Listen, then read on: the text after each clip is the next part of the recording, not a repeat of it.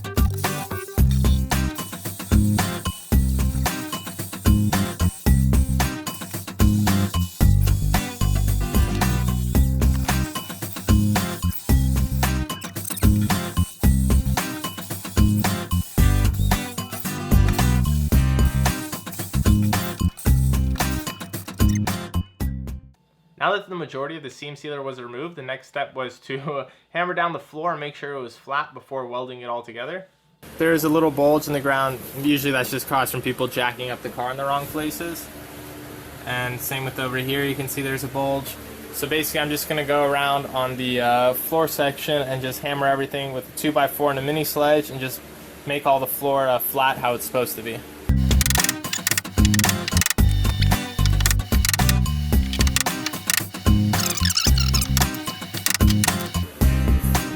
Alright, that's pretty good.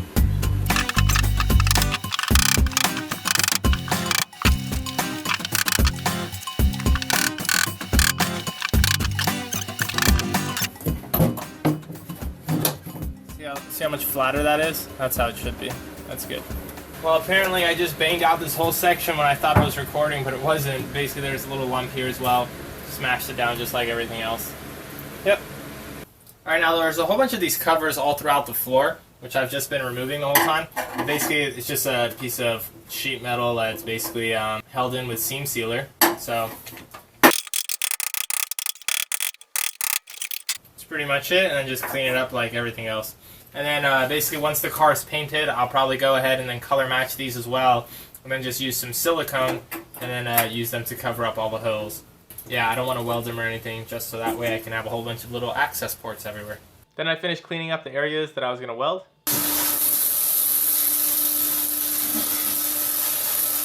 And then I used a paint marker and marked every 1-inch increment on there to note where I was going to stitch weld everything.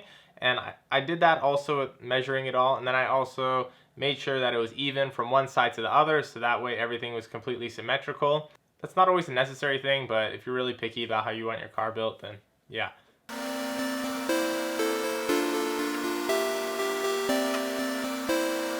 Alright, I just took a piece of sound deadening that I had taken off and I basically cut it to be 1 inch. And that way I can just use it as a template and go from one to the other when I'm doing all the curvy section where I can't get a tape measure really in or a speed square.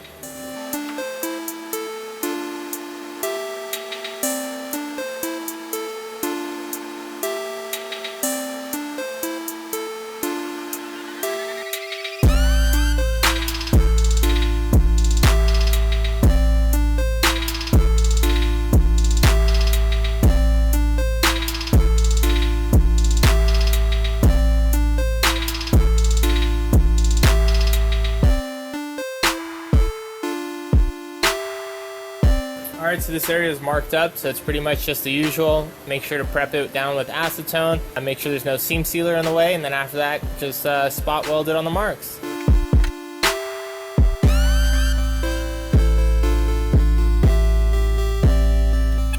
And then once I had all the holes marked up from one side to another and made sure that they were even, it was basically time to begin the welding process. Have fun watching that.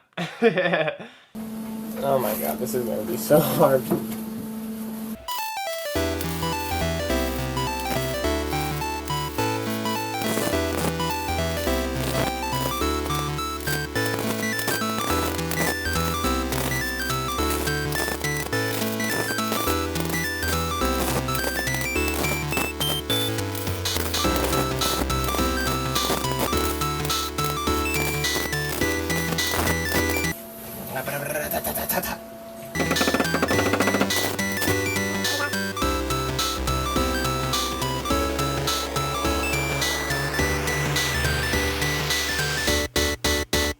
So now I'm just going to take a wire wheel to it and clean all them off.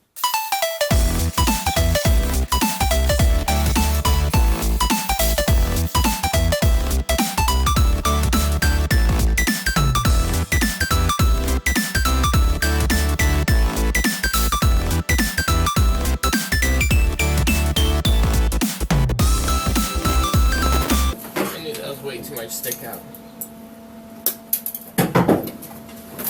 But I was like, you're third, I do it anyway.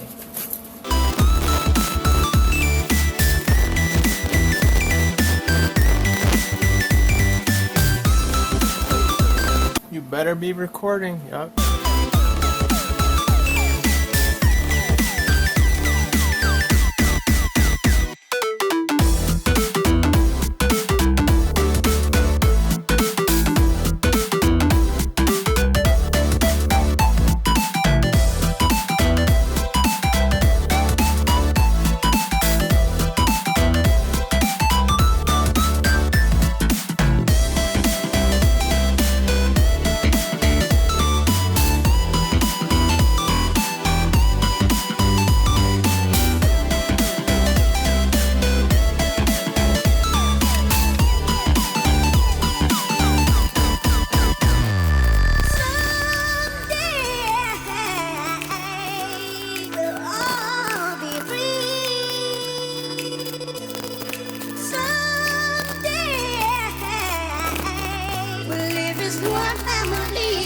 So we harmony someday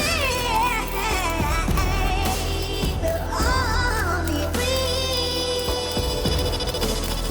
Someday.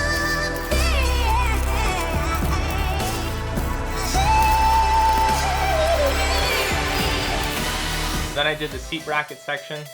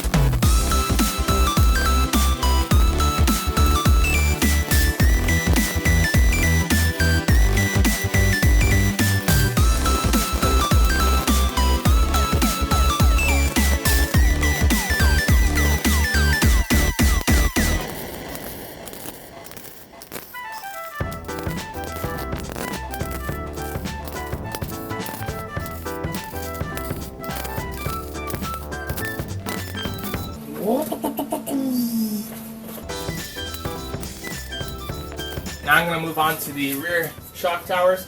So I'm going to stitch weld along here, as well as along here, along the bottom, and then along this seam. I haven't quite decided yet, but I may also stitch weld this wheel well over here. But yeah, again, I haven't quite decided that. I know for sure that I'm going to go ahead and do this one. So let me do that one first and see what happens.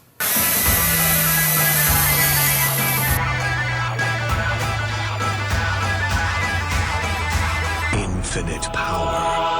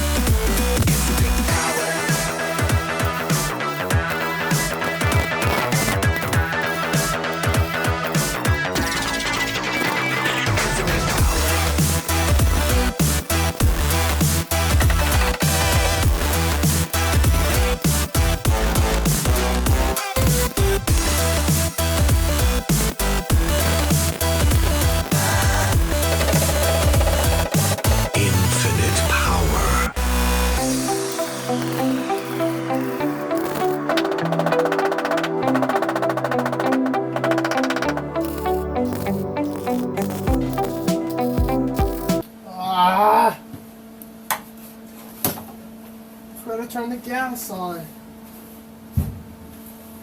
Such a noob.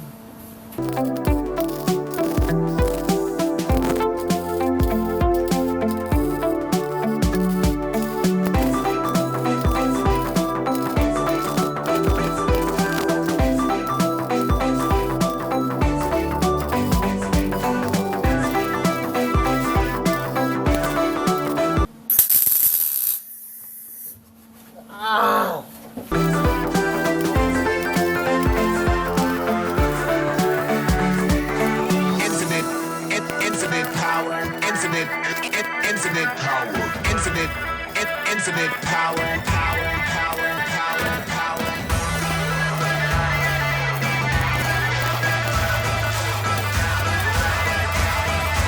Infinite power.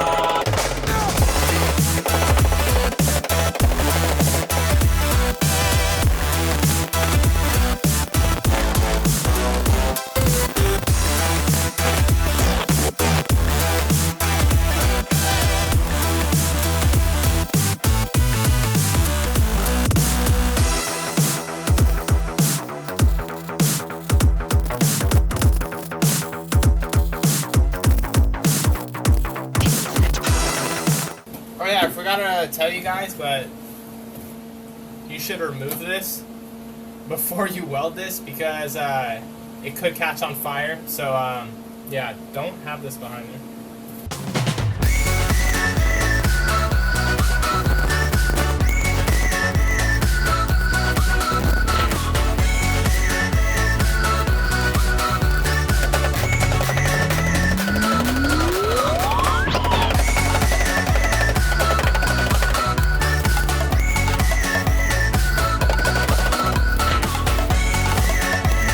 Done. Up and out.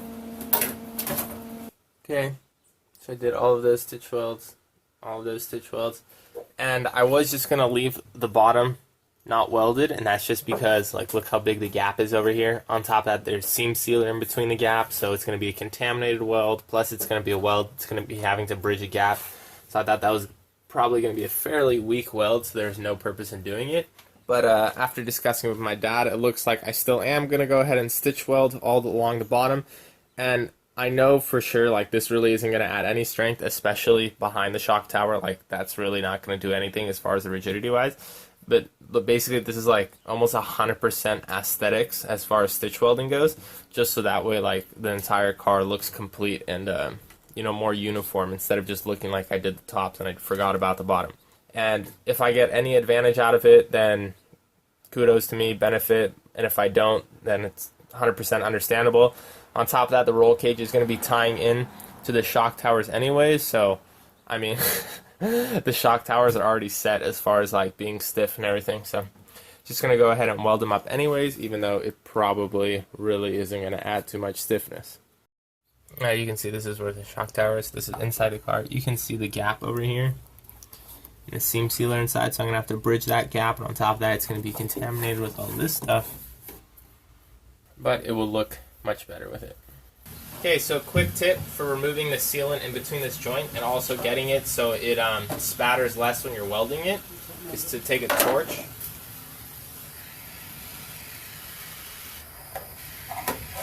And then you can see it just kind of, you know, scrapes.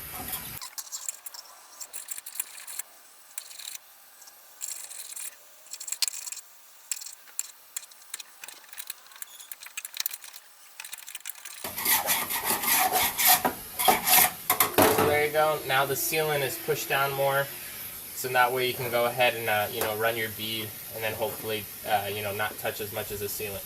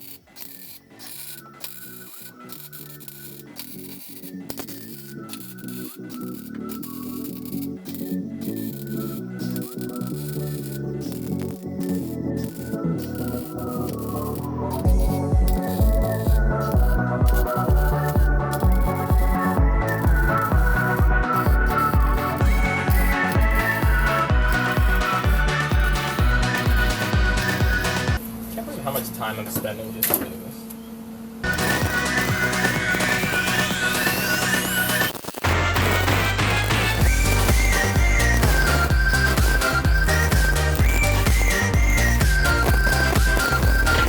It smells so freaking bad, and it smells like I'm gonna die. Like, I should not be smelling. I can't have a fan on because then the shielding gas will blow away.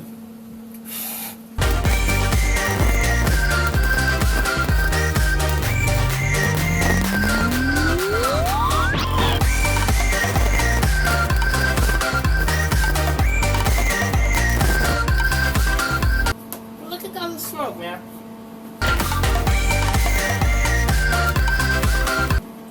Leave.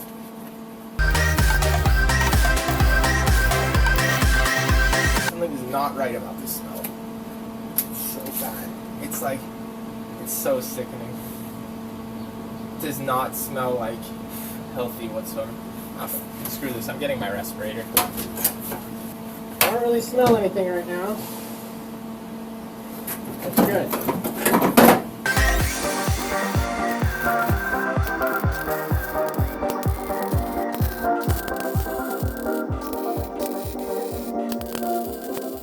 Leave.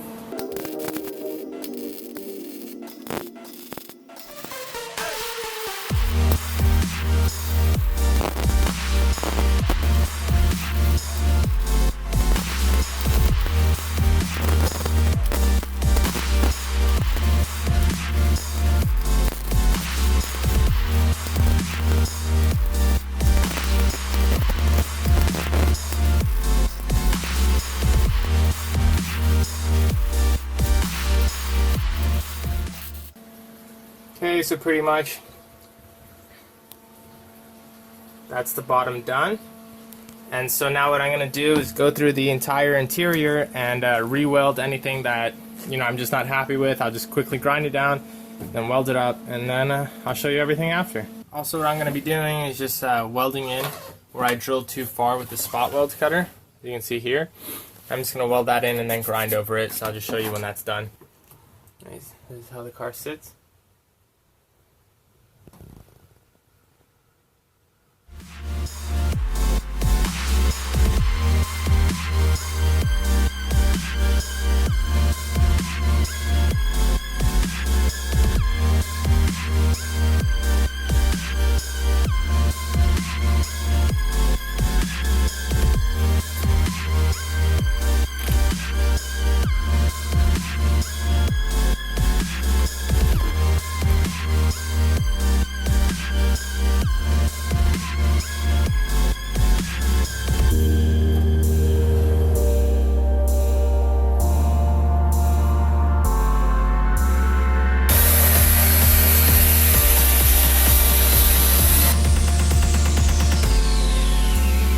Now I'm just going to go ahead and prime everything, so in that way it prevents surface rust until I, you know, finish the roll cage and actually I'm going to be able to paint the whole entire interior.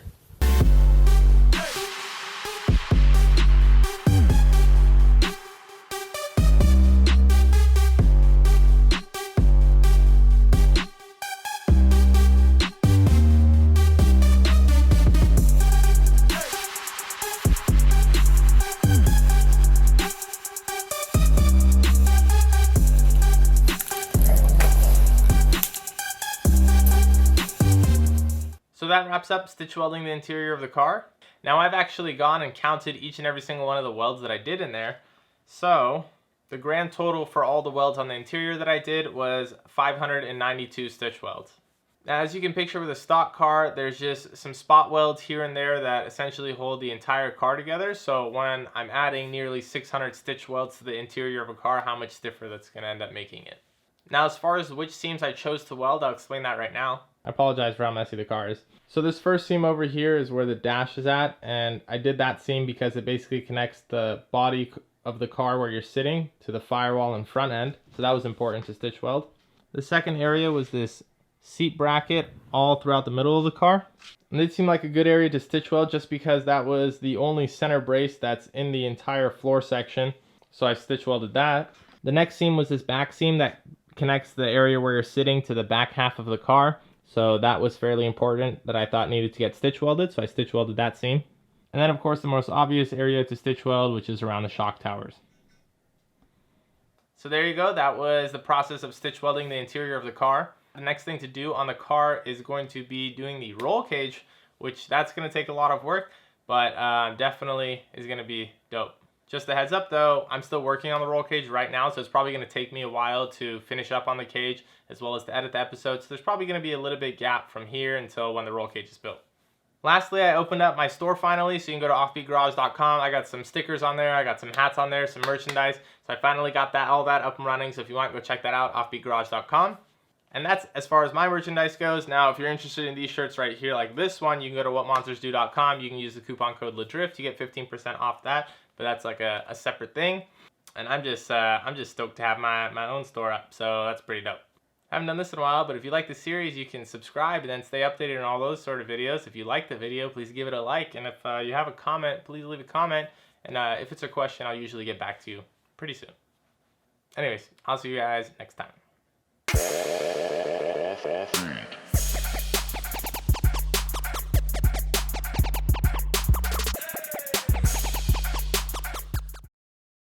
Bruh, what is this, bro? Like freaking slip and slide everywhere. Got a welder in my hand, burning up in this freaking coverall. My head is getting burned. What? Like, let me just do some push-ups right now while I'm at it.